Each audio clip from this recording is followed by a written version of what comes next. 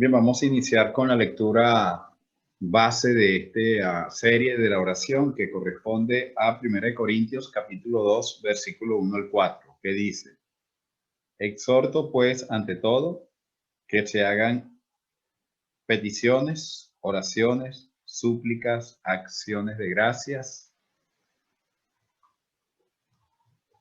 por todos los hombres, por los reyes y por todos los que están en eminencia, a fin de que podamos vivir quieta y sosegadamente con toda piedad y dignidad. Esto es bueno y aceptable delante de Dios nuestro Salvador, el cual desea que todos los hombres sean salvos y lleguen al pleno conocimiento de la verdad. Estamos viendo la importancia de la vida de oración en cada uno de nosotros. Lo que dejamos la semana pasada corresponde a la pregunta ¿cómo orar? Basada en la petición que le hacen los discípulos a nuestro Señor Jesucristo en Lucas capítulo 11, versículo 1, que dice: estando él en cierto lugar orando, cuando terminó, sucedió que uno de sus discípulos le dijo: Señor, enséñanos a orar, como también Juan enseñó a sus discípulos. Lo cual nos llega a una conclusión sencilla: hay que aprender a orar. ¿Y quién más que nuestro maestro, que le pudo enseñar a sus discípulos, que eran también judíos y que ellos tenían ya una disciplina de oración, pero ellos veían a su maestro todos los días, todas las madrugadas, durante horas, orándole al Padre, y ellos como discípulos querían aprender a orar como él oraba? Así que estamos considerando esta parte de cómo orar. Dentro de lo que hemos enseñado, hablamos que debemos orar con confianza. Pero lo que vamos a tratar hoy tiene que ver que debemos orar en todo tiempo. No hay una hora específica, aunque nosotros la podemos hacer en una hora específica. Vamos a ver algunos ejemplos. El primer ejemplo, como dice el Salmo capítulo 63, versículo 1 al 8.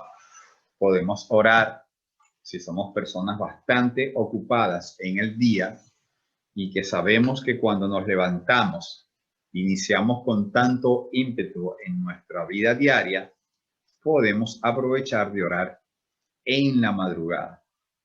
Dice el Salmo capítulo 63, versículo 1 al 8, aunque los primeros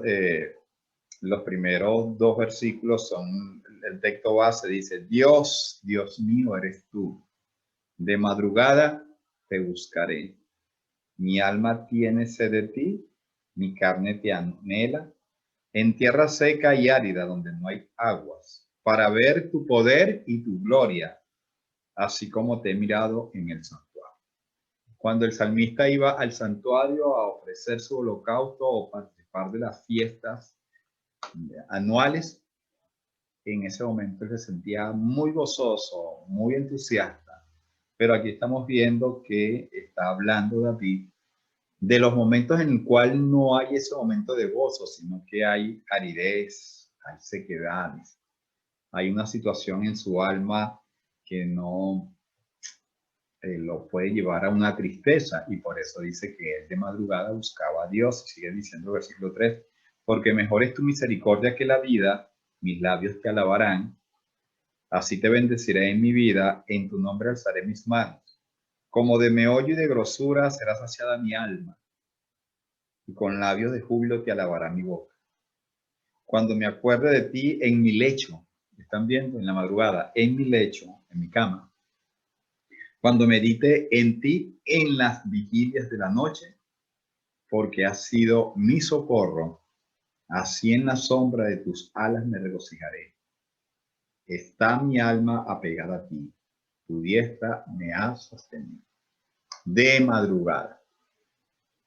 Así que vamos a organizarnos para saber cuál es el horario que más se apega a tu necesidad. En este caso estamos viendo una necesidad espiritual y él no podía levantarse apurado y salir sin haber pedido la dirección y el fortalecimiento del Señor. Vamos a ver otro salmo, acompañado con el libro del profeta Daniel, donde nos damos cuenta que este salmista oraba 3 veces al día. Salmo 55, versículos 16 y 17 dice: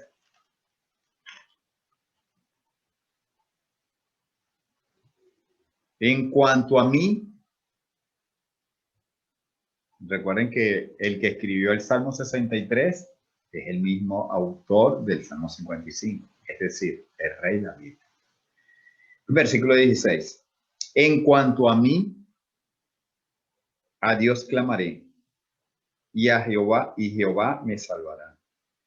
Tarde y mañana y a mediodía oraré y clamaré, y él oirá mi voz. Recuerden que los hebreos dividían el día, la tarde vendría siendo la noche. La mañana podríamos llegar a una conclusión que era esa madrugada, ¿verdad? Podría ser. Tarde, mañana y a mediodía oraré y clamaré a él, y él oirá mi voz. Versículo 18. Él redimirá en paz mi alma de la guerra contra mí, aunque contra mí haya muchos. Tarde, 3 veces al día. Y recuerden, estos 3 veces al día no correspondía a lo que por lo general nosotros tenemos como costumbre, que oramos 3 veces al día, pero con la comida. Ellos no involucraban la oración de la comida como parte de su comunión con Dios, aunque sabemos que cuando comemos también aprovechamos para orar al Señor y darle gracias, pero estas son oraciones específicas de acuerdo a la necesidad que tenía el autor o el discípulo con el Señor. 3 veces al día. Veamos al profeta Daniel en el capítulo 6. Daniel capítulo 6, versículos 10 y 11.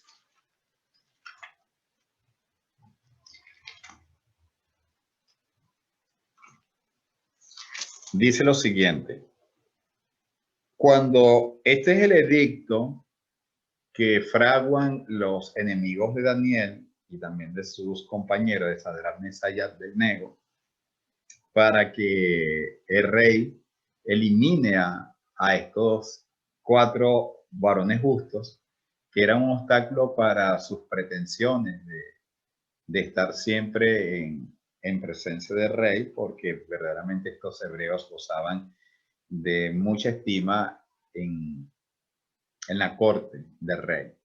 Y ellos llegan a un acuerdo con el rey, en este caso Darío, para que nadie implorara a ningún dios si no fuera al dios de Darío. Y se hace esta confabulación. Por supuesto, Darío después se dio cuenta que lo habían hecho con mucho engaño, pero Daniel tenía una costumbre. Por supuesto, los enemigos lo sabían. Y basado en esa costumbre, en ese hábito de él orarle al Padre, ellos sabían que Daniel no iba a echar para atrás. Ellos lo sabían.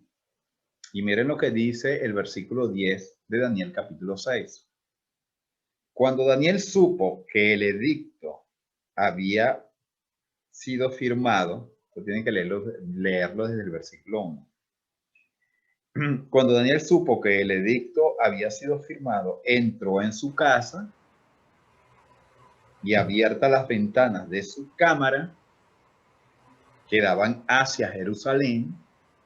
Recuerden que hemos estudiado a la luz de las Sagradas Escrituras que estaba escrito que todo cuando Salomón erige el templo, la entrada hacia el templo era del lado este, y todo israelita, no importa en qué parte del mundo se encontraba, cuando fueran a implorar el nombre de Yahvé, ellos buscaban hacia el este como que si estaban entrando al santuario. Por eso dice las escrituras acá, en el versículo 10, que él abrió las ventanas de su cámara que daba hacia Jerusalén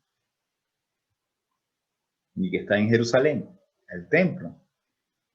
Se arrodillaba 3 veces al día y oraba y daba gracias delante de su Dios como lo solía hacer antes. No dejó de hacerlo. Versículo 11. Entonces se juntaron aquellos hombres y hallaron a Daniel orando y rogando en presencia de su Dios. Daniel sabía que estaba en ese momento en presencia de su Dios, pero lo hacía según el Salmo 55, lo hacía 3 veces al día. No podemos afirmar que lo hacía tal cual como lo está diciendo David, pero nos damos cuenta que tenía ese hábito de orar mínimo 3 veces al día. Y le tocaba la hora de la oración o el tiempo que él había estipulado para orar. Y en esa oración que está implorando a Dios, los enemigos aprovechan para prender. Antes del almuerzo. Vamos a ir a Hechos capítulo 10. Es interesante lo que la Biblia siempre nos dice con respecto a ciertos hábitos de personas temerosas de Dios. Este es el caso del apóstol Pedro, que él está en Cesarea. Dice el versículo 9 y 10.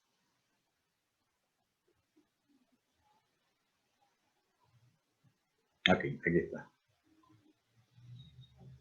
Al día siguiente, mientras ellos iban por el camino y se acercaban a la ciudad, Pedro estaba en Jope, según el capítulo 9. Dice, al día siguiente, mientras iban por el camino y se acercaban a la ciudad, Pedro subió a la azotea para orar cerca de la hora sexta. La hora sexta corresponde al mediodía. Para los judíos el día empezaba en la primera hora, pero la primera hora correspondía a las 6 de la mañana. Quiere decir que 6 horas más tarde es al mediodía. Estaba cerca del mediodía. Y sabemos que cerca del mediodía es la costumbre de todo ser humano de almorzar, ¿verdad? Y dice la Escritura que al día siguiente, versículo 9, mientras iban por el camino y se acercaban a la ciudad, Pedro subió a la azotea para orar cerca de la hora sexta. Y tuvo gran hambre y quiso comer, pero mientras le preparaban algo, le sobrevino. Mientras esperaba la comida, él aprovechó de orar y allí tuvo una visión de Dios. De manera que se podía hacer, o lo hacían así. Versículo 3 del capítulo 16. Vamos a ver algunas mujeres piadosas, hebreas o temerosas de Dios, como dice la Escritura. En el capítulo 16, versículo 13, que dice, estas son mujeres que estaban en Filipo. Y un día de reposo, un día sábado, salimos fuera de la puerta junto al río, donde solía, era un hábito. Están viendo el hábito de personas de oración, donde se solía hacerse la oración y sentándonos, hablábamos a las mujeres que se habían reunido.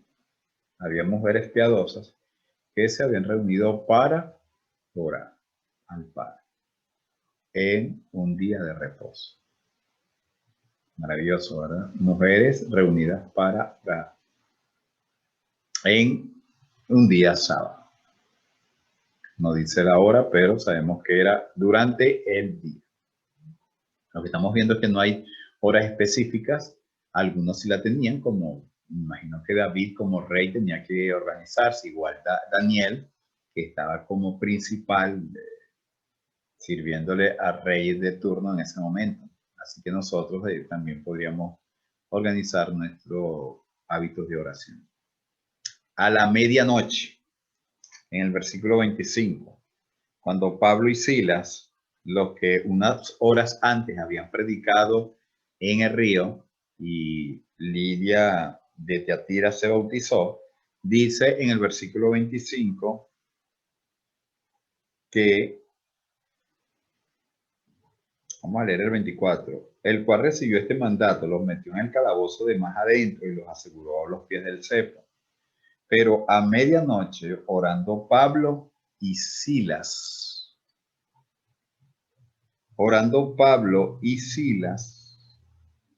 cantaban himnos a Dios y los presos los oían.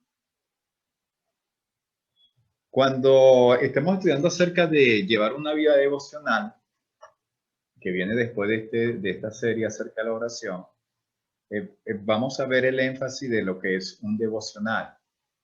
Y un devocional es simplemente un momento que tú escoges durante el día para dedicar la comunión con el Señor.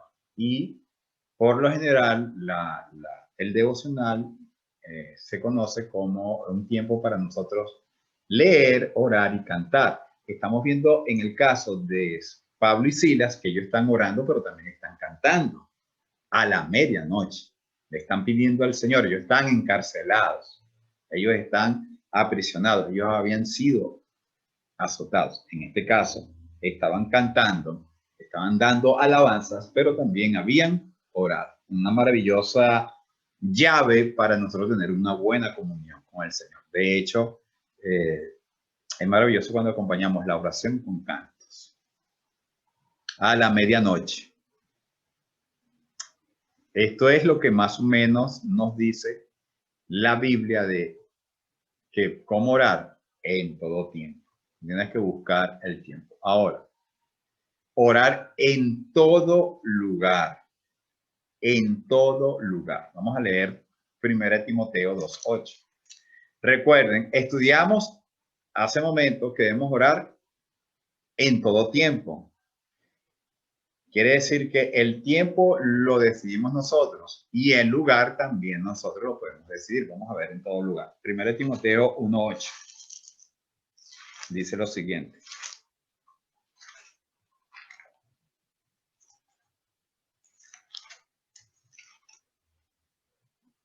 2:8, perdón. Ya. Quiero pues que los hombres oren en todo lugar, levantando manos santas sin ira ni contienda. En todo lugar. Recuerden que nosotros cuando venimos de la religión tenemos la idea que debemos orar es en una capilla, en el púlpito, en el templo. Tenemos esa idea.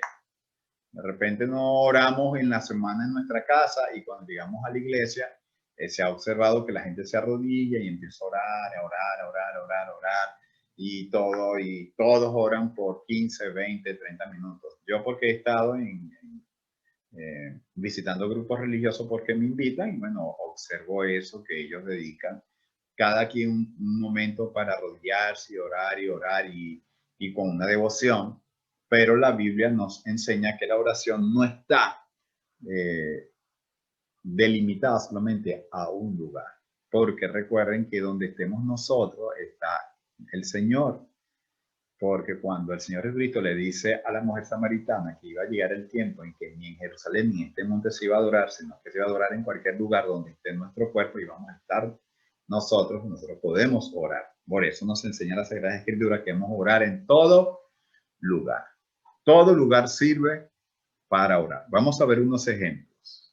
Caminando. Ya esto lo estudiamos con el caso de Abraham, que fue el texto de introducción de que la oración es hablar con Dios. En este caso, Abraham va conversando con el ángel que está encaminado hacia su amigo Gomorra para ser destruida y entonces él interviene allí y hace una oración de intercesión por posiblemente 10 justos que hubiera en ese lugar. Pero la oración era caminando.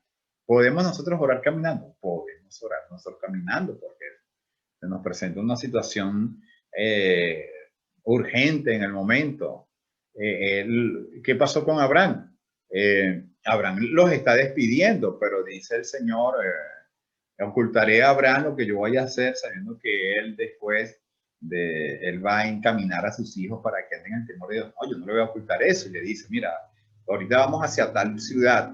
Y mientras él va caminando dice, pero tú vas a hacer esto, pero tú vas a hacer esto. En un momento determinado de tu vida, e incluso manejando en el bus, sentado o donde sea, que tú sientas una necesidad, que tú tengas un apresuramiento, que sientas en tu corazón que necesitas comunicarte con Dios para llegar al lugar, lo puedes hacer. Lo puedes hacer porque vemos el ejemplo de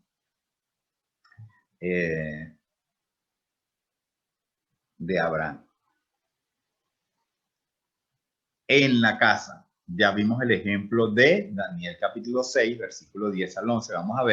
Vamos a repasar algunos versículos, no lo vamos a leer, que complementan no solamente orar en todo tiempo, sino que también Daniel nos enseña que debemos orar en todo lugar. En este caso, llegó Daniel a su casa y en su cámara él abre su ventana, lo cual nos da a entender que él llega a un lugar debidamente escogido por él, donde hay la quietud, como nos enseña el Señor Jesucristo a sus discípulos, que cuando nosotros vayamos a orar, cerrada la puerta, recuerdan, o sea, tiene que haber un lugar y tiene que haber una privacidad para que nosotros hagamos esa oración. En este caso, ahora si vamos caminando ya es totalmente diferente, de acuerdo a la situación en la cual nos encontremos en la casa. Debajo del mar. ¿Recuerdan a Jonás? Vamos a leer Jonás, capítulo 2. Jonás, el famoso profeta que al principio se le da una encomienda y él decide huir para no llegar a Nínive, pero es lanzado al mar y lo toma un gran pez. Nos dice el capítulo 2, versículo 1, que dice, entonces oró Jonás a Jehová su Dios desde el vientre del pez. O sea, él estaba en el fondo del mar, era de noche, imagínense. Qué lugar más loco para orar, pero es que era perentoria la oración de él en ese momento, lleno de emoción, de miedo, asustado, y él en esa oración, dice el versículo 2, invoqué en mi angustia a Jehová, y él me oyó, desde el seno del Seol clamé, y mi voz oí. Desde todo el versículo 1 al 10, tienen que leerlo, enseña que le pidió Jonás. Están viendo cómo la oración de enfática aquí en diferentes ejemplos bíblicos que podemos hacerla en cualquier lugar. En cualquier lugar. De pie. Esto es muy importante de pie porque recuerdo hace como 3 años una hermana recién convertida que ella había venido de un grupo religioso de los evangélicos pentecostales. Y ella, dentro de las cosas que no le gustaba de la iglesia de Cristo, era que los hermanos no se arrodillaban. Pero ella nunca, ella ya tenía como 2 o 3 meses congregándose, pero ella tenía esa inquietud. Y bueno, en una visita que le hice, yo le pregunté cómo se ha sentido, qué cosas cree que no están bien, porque sabemos que cuando venimos de religiones y de ideas tenemos muchos prejuicios y necesitamos orientar. Por eso se trata del discipulado, de ayudar a los hermanos en sus dudas. Y dentro de muchas cosas que hablamos, lo que más le preocupaba era a ella que ella sentía la necesidad de orar arrodillada, pero veía que nadie en la congregación lo hacía y ella se cohibía de hacerlo. Yo le dije que si ella quería orar arrodillada, lo podía hacer. ¿Por qué? Porque vemos ejemplos bíblicos en las escrituras que la mayoría, y de hecho los hebreos e incluso los árabes, que no son temerosos de Dios, sino que son seguidores de un falso profeta llamado Mahoma, ellos también se arrodillan. Ahora, yo le comentaba que hay muchas maneras de orar, y por cierto, dentro de esas muchas maneras de orar, hablamos de Génesis 18 y hablamos de Lucas 18, donde dice las escrituras en el versículo 9, A unos que confiaban en sí mismos como justos y menospreciaban a los otros, dijo también esta parábola. Dos hombres subieron al templo a orar. Uno era fariseo y el otro era publicano. Versículo 11. El fariseo puesto en pie, también puesto en pie, oraba consigo mismo de esta manera. Lean toda la cita. Me gusta anotar toda la cita para que ustedes la lean después. Él oraba ¿cómo? En pie. ¿Se puede orar arrodillado? Se puede orar arrodillado. ¿Se puede orar de pie? Se puede orar de pie porque el propio Señor Jesucristo lo dice. E incluso, me está llegando aquí recordando una cita que está en el Evangelio de Juan,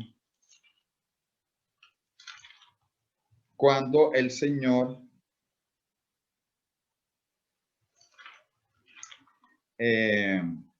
se goza en un momento y él en medio de los discípulos dice que con los ojos abiertos al cielo le oró y le dijo: te alabo, Padre, porque escondiste estas cosas a los sabios y se las has revelado a los hijos.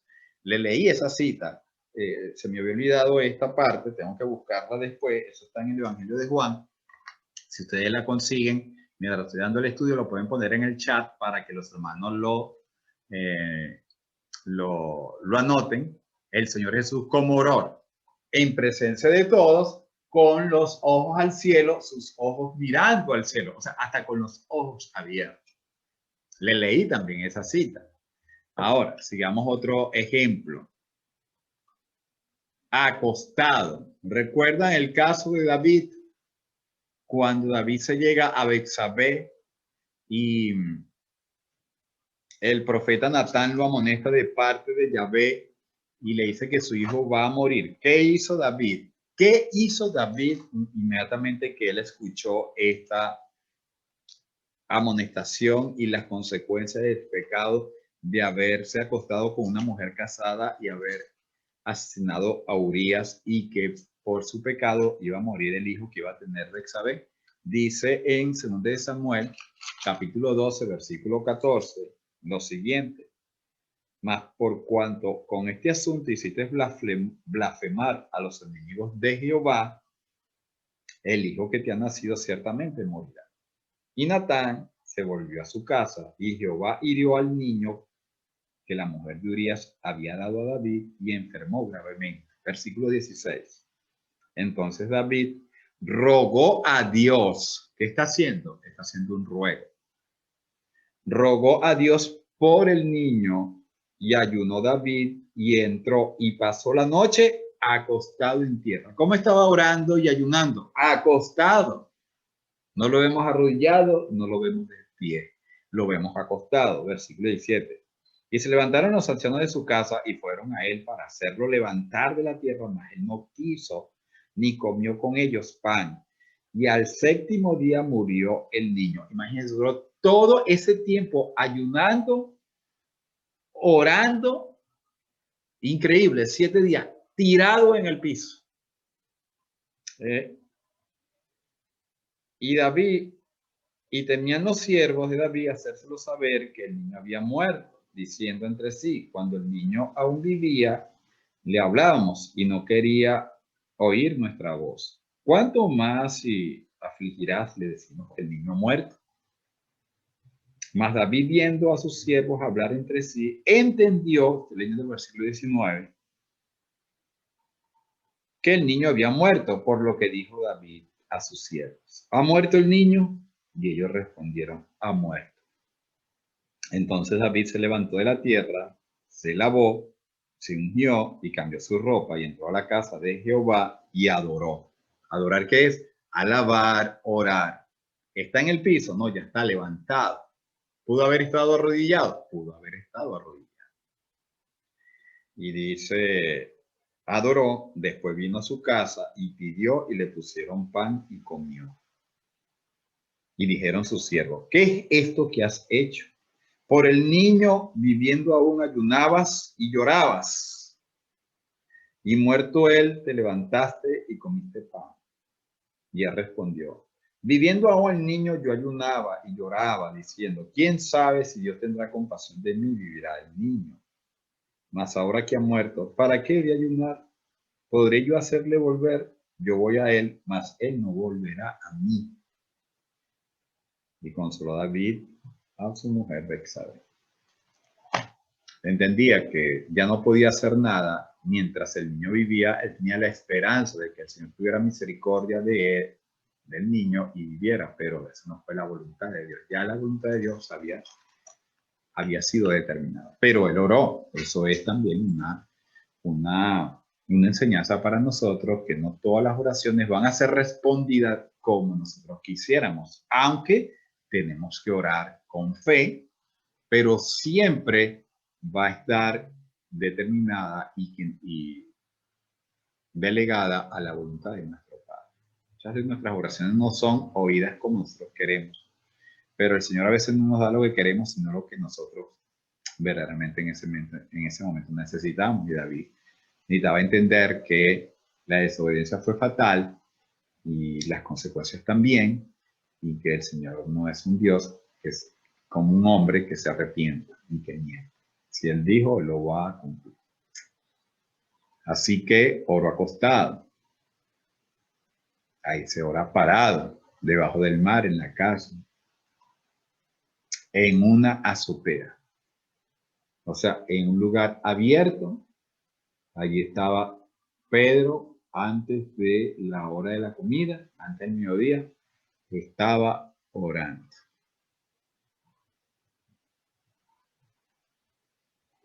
En el río. ¿Quiénes estaban orando en el río? Las mujeres que estaban en Filipo, una de ellas, Lidia de Tiatira, en un día sábado. En cualquier lugar podemos orar. En la cárcel, aún en la cárcel, imagínense, el caso de el apóstol Pablo.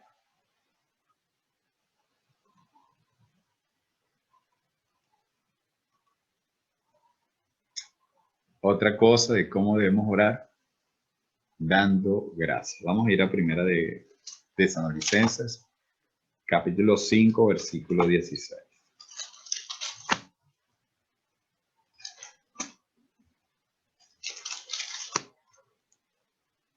Primera de Tesalonicenses, capítulo 5, versículo 16. La Biblia nos da orientación para que nosotros podamos mejorar nuestras oraciones.